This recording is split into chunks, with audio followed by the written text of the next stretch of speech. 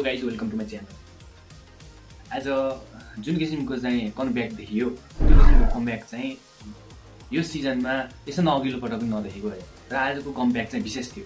Title लिडिङको लागि एकदमै pressure छ, पछि रियल म्याड्रिड आएको छ र चाहिँ यो डिड छ जुन किसिमको 4 पोइन्टको ग्याप छ त्यो ग्यापलाई हटाउनको लागि चाहिँ जुन किसिमको प्रेसर थियो र अघिल्लो गेममा डर्टमुन्डसँग खेले लगत्तै बिना रेस्ट चाहिँ प्लेयरहरूले जुन किसिमको पर्फर्मेन्स गरिरहेका थिए र आज चाहिँ जुन प्लेयरहरूले रेस्ट पाउनुपर्ने थियो त्यो प्लेयरहरूले लिस्ट पाउन सक्ने कारणहरू र त्यो गर्दाखेरि पनि पाउन सक्ने असरहरू चाहिँ धेरै किसिमको थियो।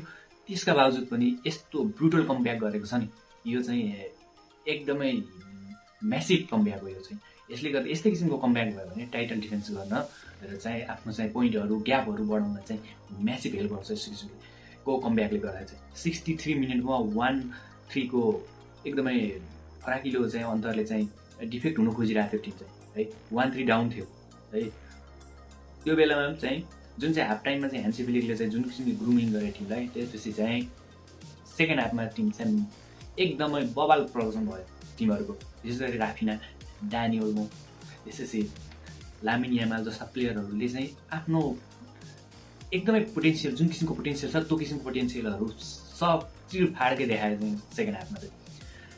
राफिनाको 2 गोल, म्यासिभ 2 गोल र अनि एउटा असिस्ट, लामिन यामालको एउटा ब्रिलियन्ट असिस्ट, उसको ट्याकल, उसको ट्याक्टिस, उसको चाहिँ त्यो ड्रिब्लिङ स्टाइल सबै कुराहरू धेरै राम्रो छ। ड्यानी ओल्मोको जुन चाहिँ इन्जर्ड पछिको चाहिँ त्यो टाइम थियो, रिकभरी टाइम, त्यो टाइमलाई चाहिँ उसले चाहिँ ओभरह्यान्ड गरेर चाहिँ जुन किसिमको चाहिँ प्रदर्शन गरे आज, यसले गर्दाखेरि चाहिँ अब आउने च्याम्पियन लिग तथा चाहिँ अर्को गेममा पनि ड्यानी ओल्मोलाई चाहिँ एकदमै कोचले ढुक्कसँग प्रयोग गर्न सक्छ एज गेम चेन्जरको रूपमा चाहिँ।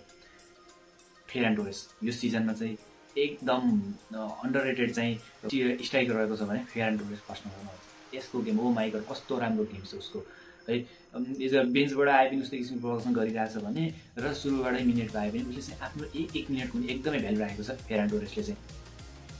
आज चाहिँ यस्तो एकदमै राम्रो 4-3 को म्यासिभ कमब्याक चाहिँ एउटा चाहिँ एकदमै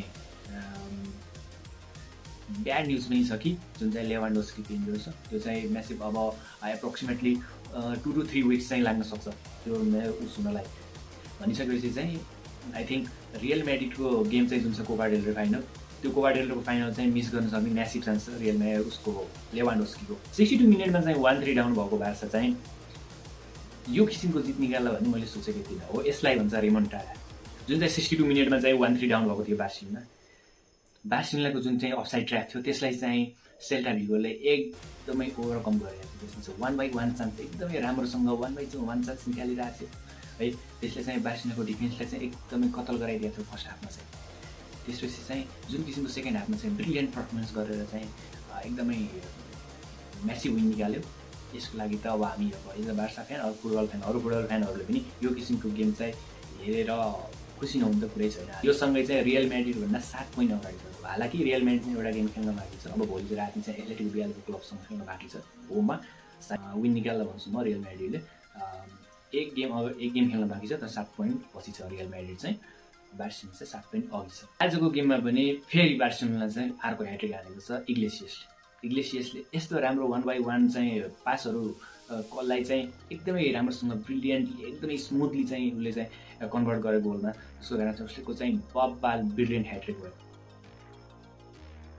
यो चाहिँ सेल्टा भिगोको हिस्ट्रीमा चाहिँ फर्स्ट अवे ह्याट्रिक हो इग्लेसियसको। यसैसँगै चाहिँ अब यसपछिको गेम चाहिँ मालोर्कासँग छ जुन गेम चाहिँ बार्सिलोनाको होम ग्राउन्डमै छ। आजको गेम पनि बार्सिलोनाको होम ग्राउन्ड नै भएको थियो र यसपछिको गेम पनि होम ग्राउन्डमा भएको छ। र मालोर्कासँग चाहिँ आई थिङ्क मालोर्का चाहिँ अलिकति पोइन्टमा पनि अलिकति मिड टेबलमा बिलोङ गर्ने टिम हो र चाहिँ अलिकति केही हदसम्म चाहिँ बार्सिलोना चाहिँ अलि राम्रो देखिन्छ मालोर्काको तुलनामा।